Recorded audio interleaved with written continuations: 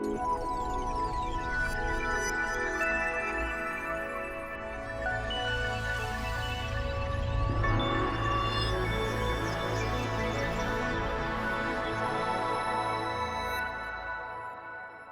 great to be back at RSA. I spoke here 2 years ago about my Lucifer Effect book, about what makes good people turn evil.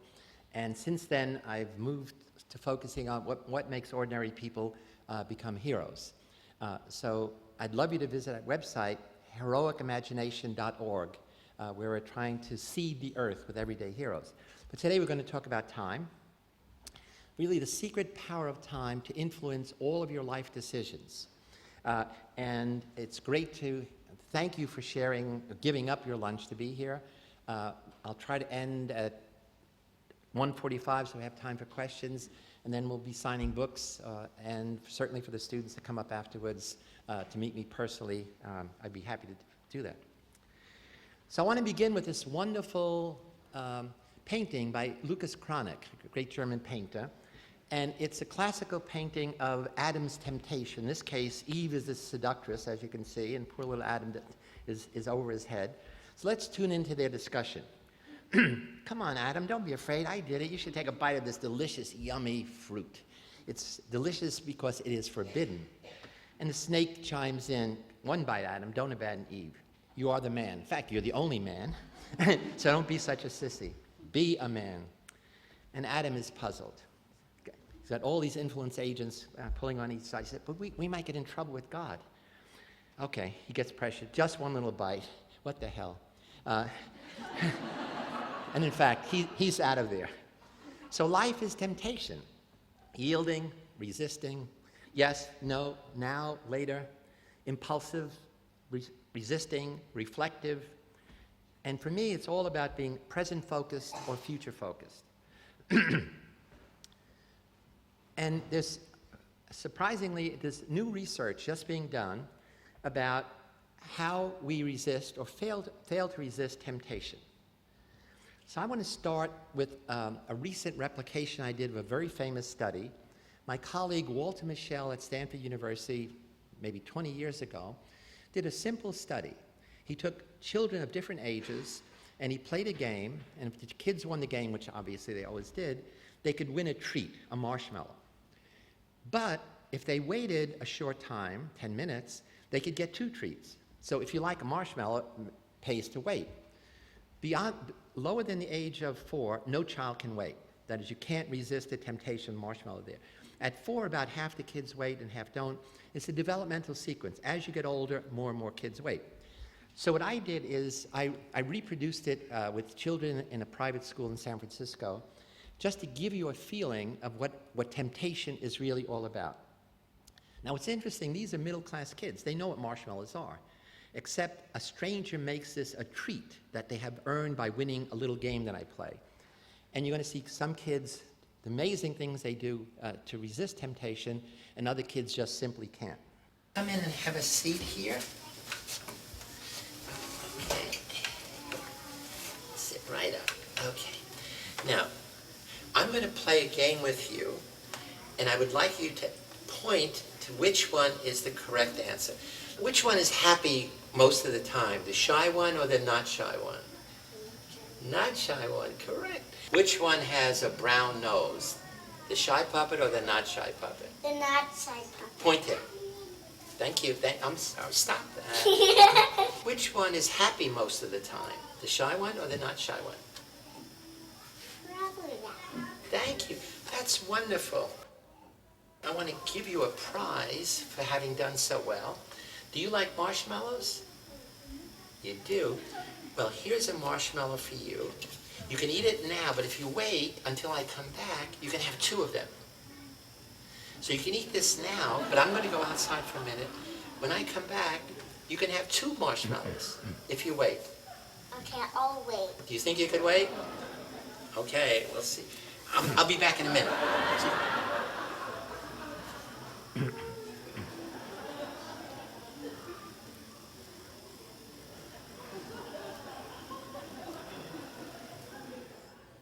Can't even look at it.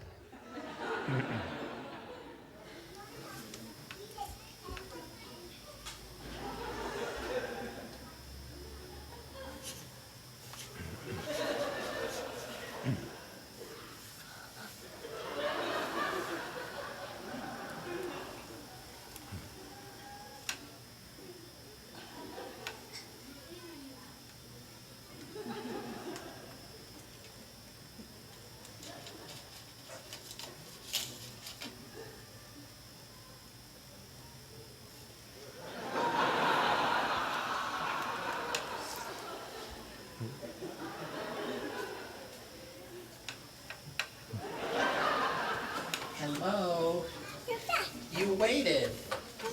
You waited for me. Okay, so now you know what's going to happen. You're going to get a double treat.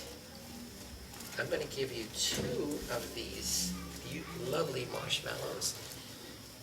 You want to eat them now or save them for later? Okay, well, go ahead. A little sticky. I've had marshmallows before. I've had marshmallows before. Now, while some children waited, others just You got ate it right. So I'm going to give you a prize. I'm going to give you a treat. The treat is a delicious marshmallow. But if you wait, I have to go check my car. When I come back, if you wait, you can have 2 of them.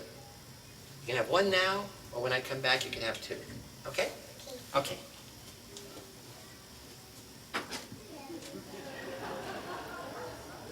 Licking her lips. Where is he? So very long. Too late. Can't wait.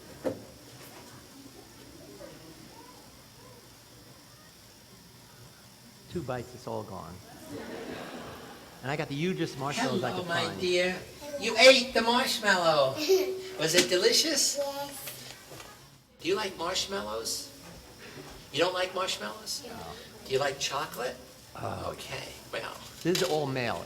This looks like Treat you central one casting with the is skull and crossbones. a chocolate. But, if you wait till I come back, you could get 2. You could eat this now. I have to go check my car. And when I come back, if you wait, I'll give you 2 of them. Okay. So you could eat it now, but if you wait till I come back, Twice. you have 2. Okay? You think you could wait?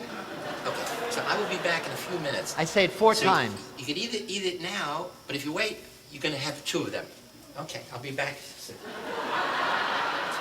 I'm not out of the room. And he's enjoying it. Now you have to predict what he's going to say when I come back.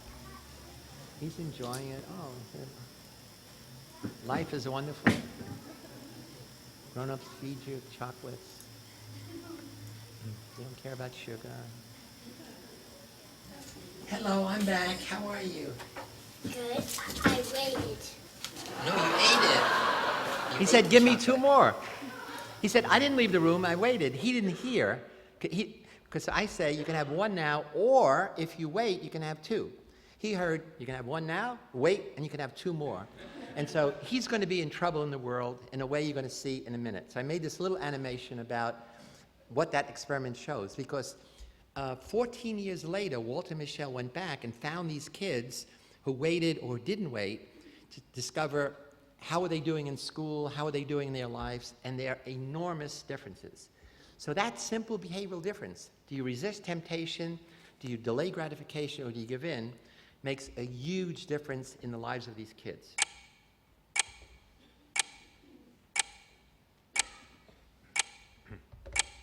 You may already be familiar with the famous marshmallow study conducted by my colleague, psychologist Walter Mischel, in which a group of 4-year-olds were given 1 marshmallow and told they were allowed to eat it immediately. They were told that if they could wait to eat the marshmallow after being left alone with it for a while, then they would be given an extra marshmallow to eat. Most eat the marshmallow as soon as they are left alone with it, but some other children are able to resist temptation. Those children who ate the marshmallow right away are considered to be oriented toward the present, while those who resisted temptation have an orientation toward the future. When the children were interviewed years later as 18-year-olds, there were amazing differences between the children who were able to delay gratification and those children who couldn't resist the immediate temptation. Scored 250 points higher on the SAT, overreacts to frustration, works well under pressure, indecisive, self-reliant and confident, prone to jealousy and envy. The Marshmallow Experiment is a classic study of how a person's ability to delay gratification, even at the age of 4, can predict many significant future outcomes. But what does this have to do with you? A lot. In my new book, The Time Paradox, you will learn how your own relationship to time plays a significant role in your personal happiness. Whether you're looking for a better understanding of the world at large, from religion to politics to business to national destinies, or want a deeper understanding of yourself, the Time Paradox teaches you how to recognize your own attitudes toward time and how your everyday decisions are influenced by your personal time orientation. And it will help you overcome the hidden mental biases that keep you too attached to the past, unhealthily obsessed with future goals, or too focused on immediate gratification. You can improve your personal success, happiness, and psychological health. The Time Paradox will show you how. It's only a matter of time, making time work for you. I could resist. I know you've talked about what are the important lessons that we have to teach children in you're redoing the curriculum. This is one of the most important lessons. Learning to delay gratification, saying no or later to all temptation, and becoming aware of the consequences of your actions. There's a lovely cartoon that says, how am I supposed to think about consequences before they happen? Doesn't make sense if you're a kid. So time perspective is really the study of how individuals divide the flow of their personal experience into time zones or time categories. We do it automatically and unconsciously. These frames vary between different cultures, different nations, between people, between social classes. But what I'm arguing is they become biased, meaning you overuse some of them and you underuse others, rather than having a balanced perspective. Time perspective is the foundation for most of the important psychological concepts we understand. Achievement needs, causal thinking, hope, don't exist unless you have a future orientation. Guilt and revenge are based on the past. Impulsivity, improvisation, is focused on the present, and much more, as we'll see. So you have to make a decision, whatever it is. For kids, it's do I work or play? Do I have safe sex or no sex? Do I have that last drink before driving home? Small decisions and big ones. You make a decision and you're going to take an action. For some people, that action, that decision is based only and entirely on the immediate situation. Biologically, what am I feeling? Socially, what are other people doing? Physically, what does it smell like? What does it taste like? And there are some people for whom that is the major focus of all decisions. We're going to call them present-oriented. For others who look exactly like them in the same setting, they don't think about the present at all. They say, when was I in a situation like this in the past? What did I do? Did it work? I'll do it again. Did it not work? I won't do it. Those people are focused on the past. Still, a third big category is, in that same situation, you say, if I do it, what do I gain? What do I lose? So it's all about anticipated future consequences of current behavior. We're going to call those people future-oriented. The past and future don't exist. They are abstractions. They are psychological constructs. And I'm going to talk about them as if they were types, but in fact, it's a continuum. We all have a little of each of these, as you'll see. Again, we have a lovely website, thetimeparadox.com.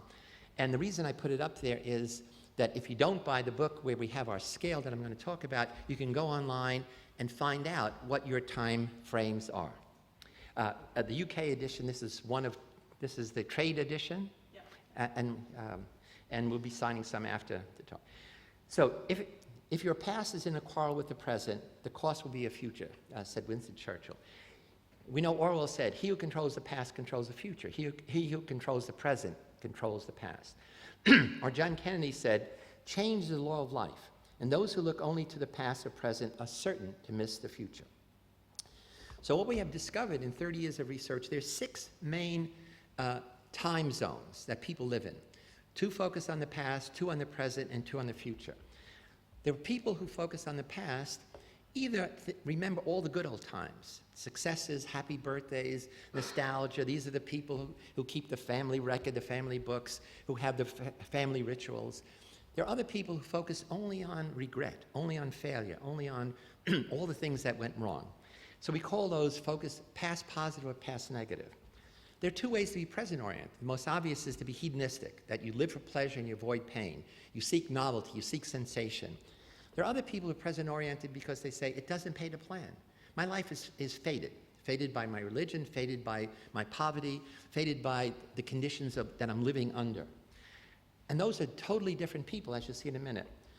Most of us are here because we are future-oriented, that we have learned to work rather than play, to resist temptation. But there's another way to be future-oriented. Depending on your religion, life begins after the death of the mortal body. So we have a scale that measures what we call the transcendental future. The reason we're unaware of it, everything influences this.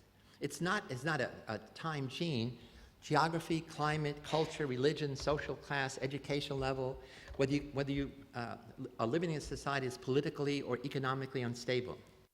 To be future-oriented, you have to trust that when you make a decision about the future, it's going to carry out. If you have great inflation, you don't put money in a bank because you can't trust the future. If there's instability in your family, adults can't keep their promises to you. The closer you are to the equator, the more present-oriented you are. The more you're in an environment where climate doesn't change, it gives you a set of imagining sameness rather than change. Protestants everywhere have higher gross national product than Catholic countries, in part because of the Protestant ethic, because of the notion that you work hard to succeed, to demonstrate that you are God's chosen people. Middle-class people become middle class because you're future-oriented. Lower-class people stay lower class because they're present or past-oriented. So a little cultural tour. An amazing place to visit is near Los Angeles called Venice Beach. It's a place where people go to be totally hedonistic. You take the sun, they show off their bodies, they're exercising, they're biking, they're doing every kind of thing. It turns out in Japan, which had been a culture traditionally, where husbands are the hardest workers in the world. They take the shortest vacations, and mothers maintain the tradition. They make a 2-hour tea, the ancient tea ceremony, which is the same that a mother will make now that her great-great-grandmother made. And until now, children were being groomed to take the place of their parent. It turns out now there's a revolution. It's really like the hippie revolution in America in the 1960s. Kids are not going to school, they're dropping out of school, they want to shop till they drop, they want high fashion. It's the extreme of the MTV generation. The difference in America is you could move out. You can't move out if you live in Tokyo, there's no place to live. So there's now this amazing generational conflict going on. My family comes from Sicily, and in Italy there is a political movement called La Liga to cut Italy in half, to have North Italy and South Italy, cut it just below Tuscany. The people in the North say, we do all the work. The people in the South are lazy, they're like children, they want to have babies, have 3-hour dinners, etc. People in the South say, they're not Italian, they're German and Austrian, you know. They eat yogurt instead of pasta. They take their lunch in a paper bag. And in the recent election, the Liga got 14% of the national vote.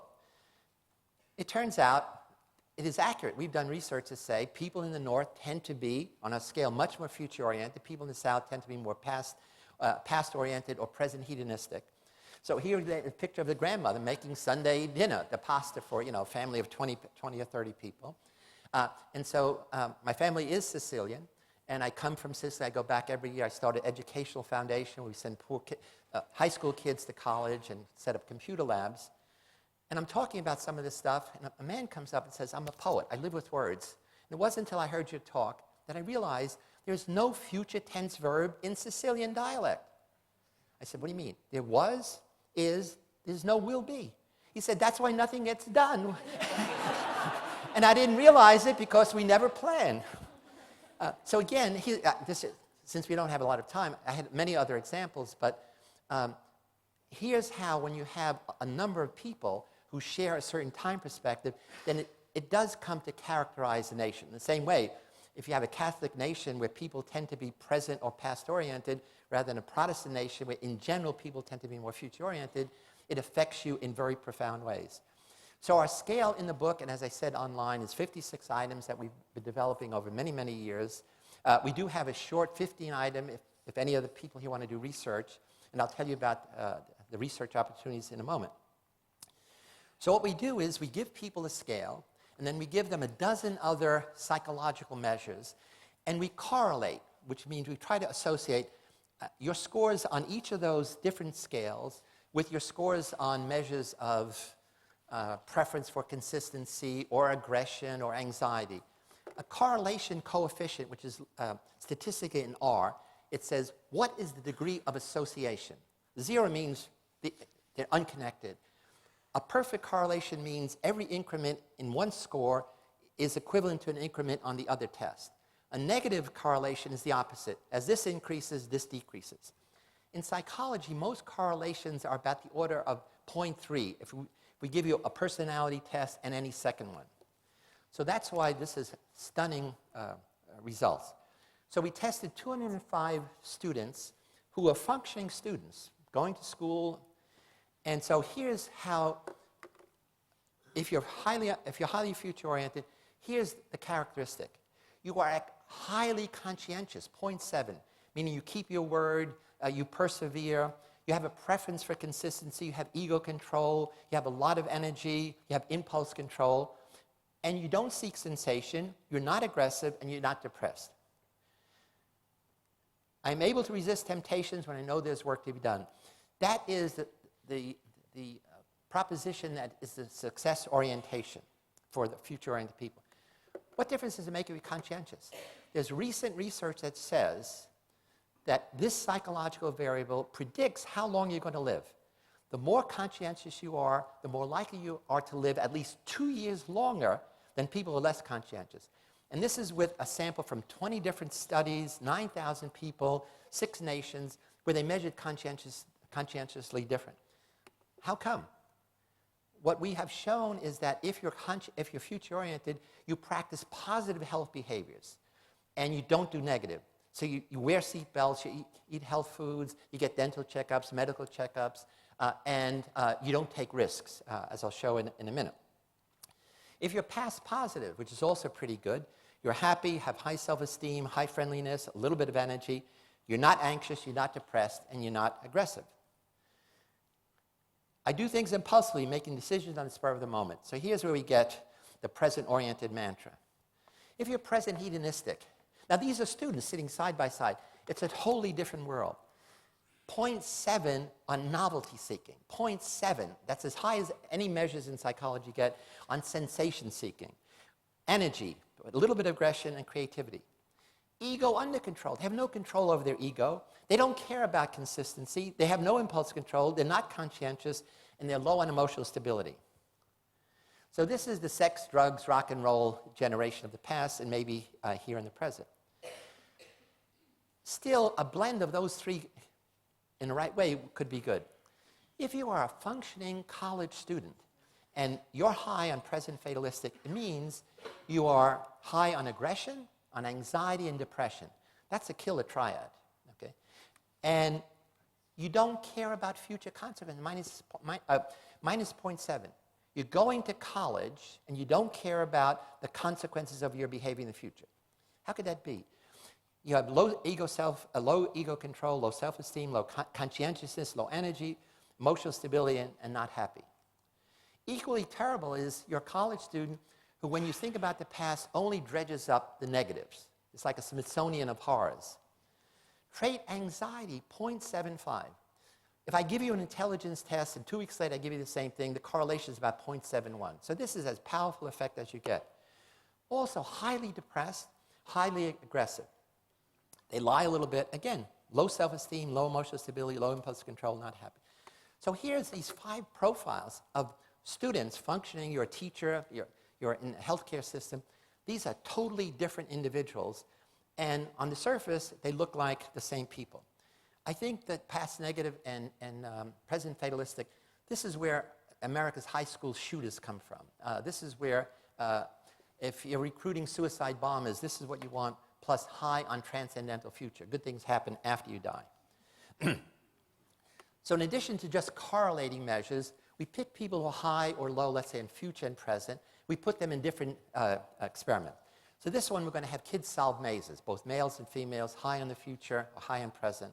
Mazes like this or mazes like this. And we say, begin. If you're present-oriented, you begin. You move your... If you're future-oriented, you don't begin, you look. You look for the goal, you look for the beginning, you look for cul-de-sacs, and when you begin, you solve it. If you're present-oriented, you begin, you get stuck, you get frustrated, and you're going to be in trouble. So this is the percentage of people who are future-oriented. 90% solve the maze in the period of time. If you're present-oriented, 30% fewer solve the maze. These are really bright Stanford students. Now, you could argue maybe future-oriented people play games or do mazes. So now we're going to go to Berkeley, and we're going to take future-oriented people and hypnotize them and make them present-oriented. We're going to say, under hypnosis, the past and future are distant and insignificant, and the present is expanding. And what happens is you get the same exact result.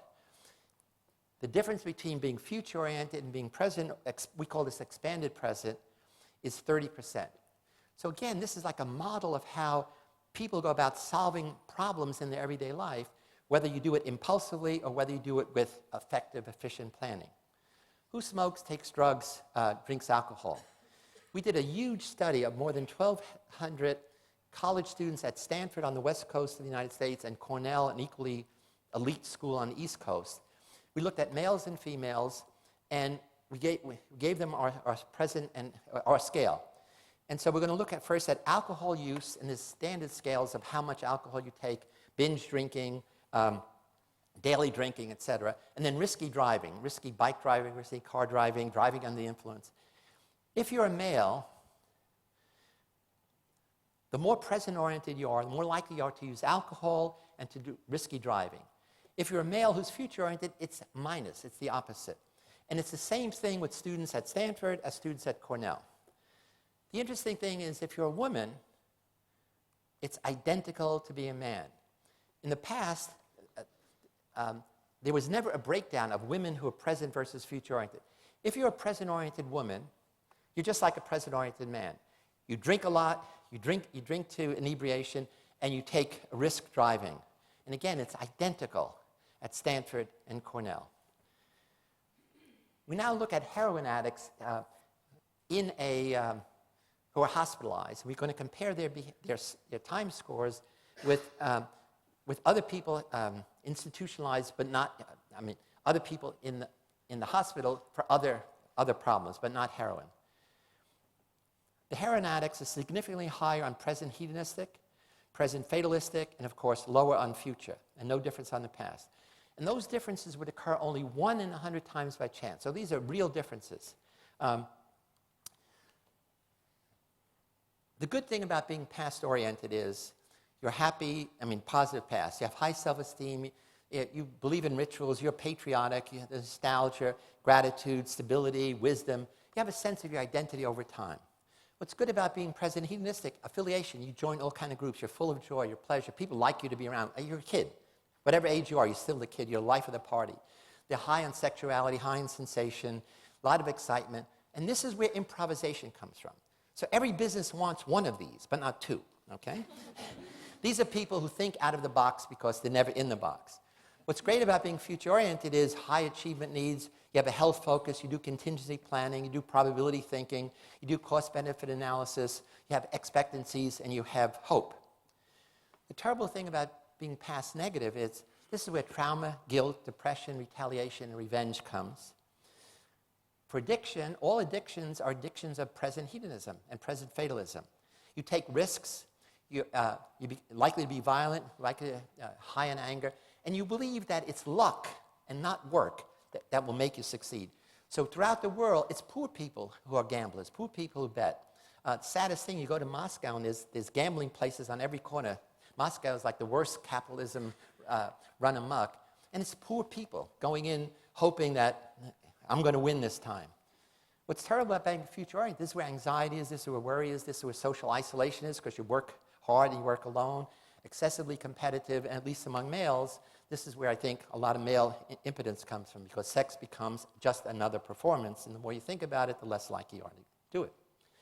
So we found the optimal temporal mix is to have a positive past because that connects you to your roots, to your identity, to your family and line over time. The future gives you wings to soar to new destinations and challenges.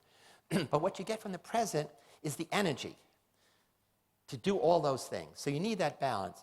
So we propose that to be high on past positive, moderately high in future, so you're not a workaholic, and have a dash of present hedonism. That is, selected, not impulsive like the usual hedonist.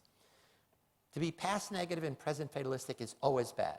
So you have to work to reduce that. And in the book, we have whole chapters on how to become more future-oriented, how to become more past-oriented, how to try to change the negatives in your life.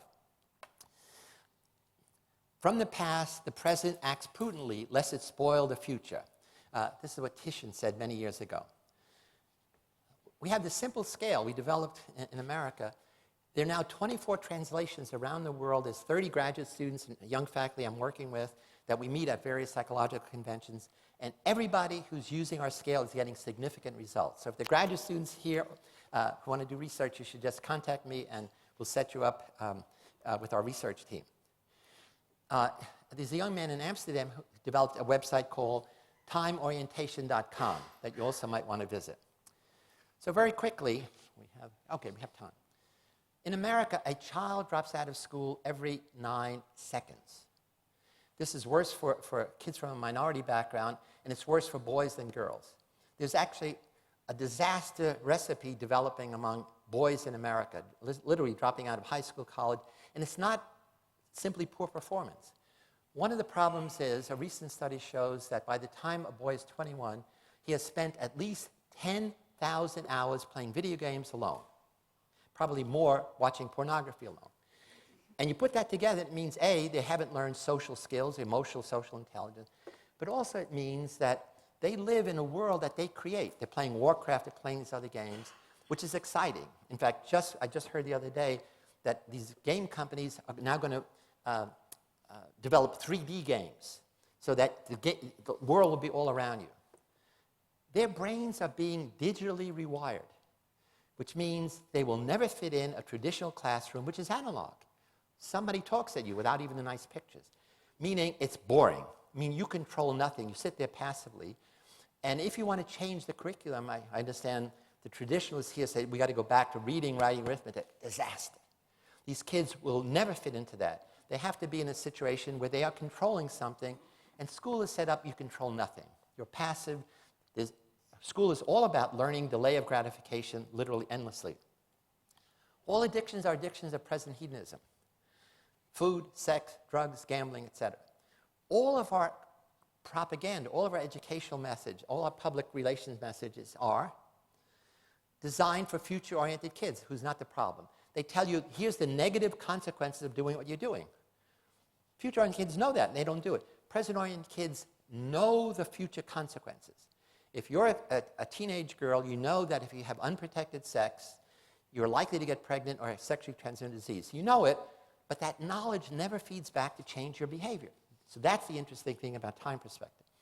The terrible situation the world is in is because there were men who used to be future-oriented, who were invested our money prudently. Suddenly they got trapped in this worldwide greed of making high-risk, high-interest loans, and then plus lying. So it just came out that Lehman Brothers, when they had a $90 billion debt, got their accountant to put it as an asset.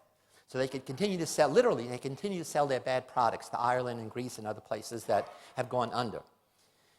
We have research that shows who is involved in conservation, sustainability. It's only future-oriented people. And this is true even in Chile and Mexico. Students did these studies. Because who is concerned about the long-term future? It's only future-oriented people.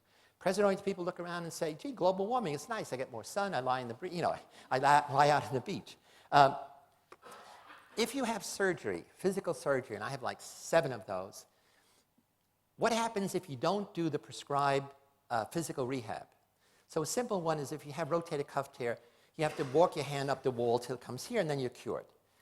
Nobody tells you when you go from here to here, it hurts. It hurts worse. It hurts. And you quit. If you quit, and 50% of all Americans who start any physical therapy quit.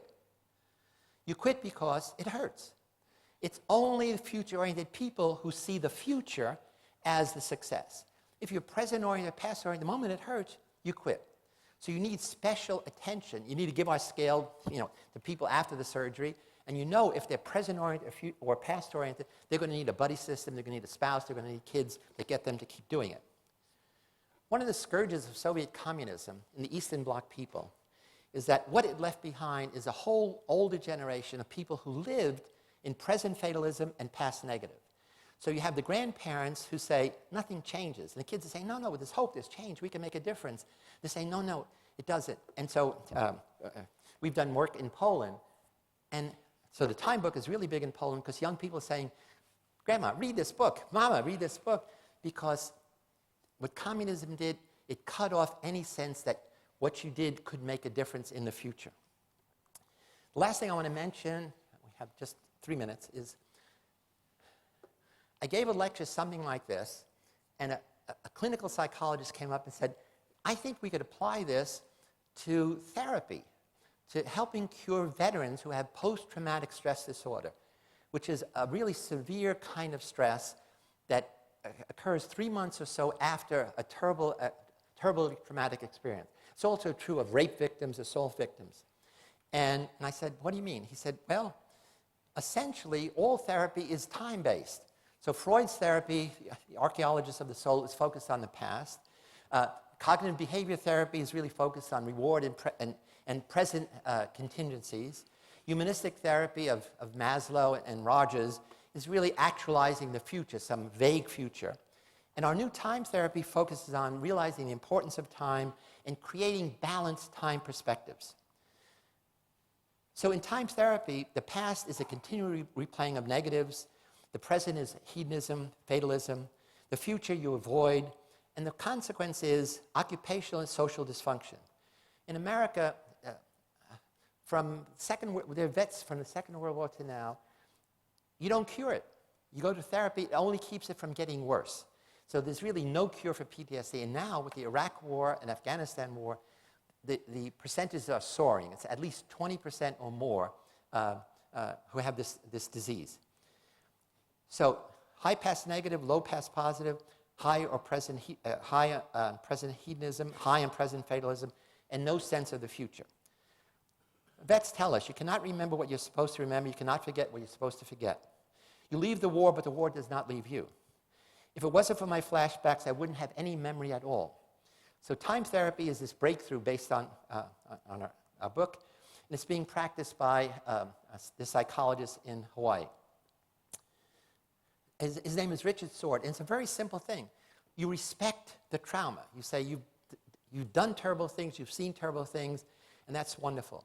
The problem is you have one foot stuck in the mud of the past negative, and the other foot is stuck in the mud of the present fatalism, because nothing that we've done or you've done has improved your condition, but you are at a choice point. You could take the foot out of the past negative and put it on the solid soil of future.